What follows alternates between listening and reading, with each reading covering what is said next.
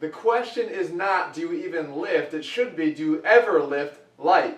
If your answer to that is no, I'm going to show you 5 reasons why today you might want to start thinking about it.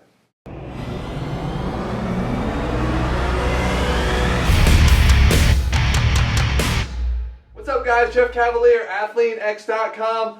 Have I lost my mind? Now I want you guys lifting light. We talked about 5 reasons you should be lifting heavy. If you haven't seen that video, you got to watch it. I'll link it right over here. But lifting light, guess what? It's just as important. See, today we're going to define 5 reasons why you should be lifting light. And I thought, let me start off by telling you what light really is. I'm thinking light meaning 15 reps or more, 20 reps, 25 reps. But here's the key. It doesn't matter how light you're going, you better be taking it to failure. You guys know that I believe in taking your sets to failure. You have to create an overload. You can certainly create a unique type of overload when you are lifting your reps to failure, even if it's in a 25 rep range. So that said, let's take a look at 5 reasons why light lifting is definitely part of the equation. Okay, number 1, you can't confuse your fibers. People that think that training in higher rep ranges is going to only work your type 1 fibers, you have to get a better understanding of your fibers.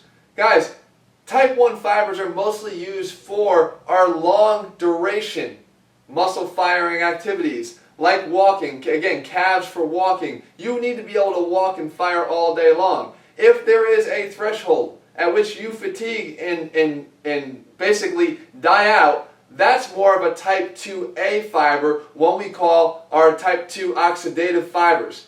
So you have to understand that those type 2 fibers we know are conducive to muscle growth. You can definitely induce muscle growth by training type 2A fibers, and you do that by taking higher reps, 15, 20, or 25, to failure. Again, type 1 fibers, mostly longer distance, long bike riding, long running, walking activities where you have to sustain that activity for a long period of time. We're not talking about the same ones. So is there some hypertrophy benefits as well to training high fibers? Yes, absolutely. Number 2, 2 words, nut check. If you are new to high rep training, this is going to be a nut check for you. What do I mean by that? Nut check, gut check, whatever term you prefer, you're going to have to dig deep and learn how to become more resistant to fatigue.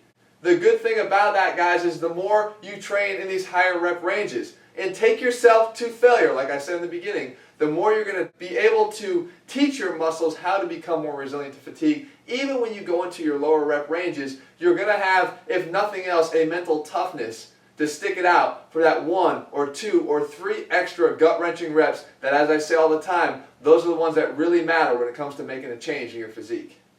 The number 3 reason for you to start lifting some lighter weights is it's time to find out who's lifting who. Are you lifting the weights or are the weights lifting you? You cannot underestimate the value of actually contracting a muscle that you're trying to work. And what happens is guys really tend to worry about getting an exercise from point A to point B with no regard for the actual contraction that took place to get it there. Was it your biceps? Was it your chest? Was it your shoulders? How did you get that weight from point A to point B? If you don't really care, then you're not going to see the results that you want to see. Using lighter weights are going to give you a great opportunity to contract, to be in control, that when you then again apply that to some of your heavier weights, and as you start to train heavier and heavier, you'll still be able to bring with you that mind-muscle connection that is so invaluable for making your training sessions that much more productive. Next up, there's no denying the ability for our higher rep sets to be great set intensifiers. Whether you're talking about running the rack for a set of dumbbell curls, or drop sets, or tubing burnouts, whatever it is, you're able to create an intense overload by usually pairing up your higher rep set following a heavy set. Right? We have the ability to take a set beyond failure. I always say, don't just go to failure. Take it through failure if you can. There's no better way to do that than incorporating high rep burnouts, run the rack, all those things I just mentioned after you've completed a set of heavier or moderate lifting 10 to 12 reps. Don't underestimate their power. Your 5th and final reason, there is no underestimating higher reps' ability to help promote muscle recovery. As a natural lifter and guys who watch my channel looking for recommendations on how to build muscle, You guys know that I always underscore the importance of recovery. It's key to what we do. There's no ifs, ands, or buts. There's no ways around it. You got to allow your muscles to recover. Doing higher reps can do that in a really great way. Matter of fact, they can even allow us to train when we're sort of feeling a little bit less than perfect in terms of our joints. We can go a little bit lighter. We can, again, put the muscles in control, not allow the joints to do the work for us. And the extra blood flow promoted by the higher rep ranges actually allows a better clearance of metabolites from our working muscles. So we do get that benefit of feeling more refreshed without having to skip the gym entirely. So there you have it, 5 reasons why you need to start lifting lighter weights. Again, if you haven't seen the 5 reasons why you need to lift heavy weights, that video is right here one more time. But Jeff, what about moderate weights, 10 to 12? That might be what you're asking. Matter of fact, our ATHLEAN-X program has a lot of 10 to 12 rep ranges built into it. I think you can see where I'm going here, guys. I can do another video if you like, 5 reasons why you need to lift moderately. The key here is you need to be lifting in all these ranges because these are training variables. Sometimes you have to lift fast and explosive. Other times you should be lifting slow and controlled. Super slow, as a matter of fact. Sometimes you need to be lifting 10 to 12 reps. Other times you should be lifting 25. Some of you should be lifting 3. Again, variables are that reason and called variables for that one very reason. You should be varying them. And a proper training program varies them in a very specific way. I always say there's 7 ingredients or so used to make a cake. But if I don't give you any instructions, you may not have a cake at the end. And when you add those ingredients, makes all the difference. Maybe one guy decides to bake the cake and then crack the egg on top of it when it's done. That's not going to be a very edible cake. Same ingredients, bad timing.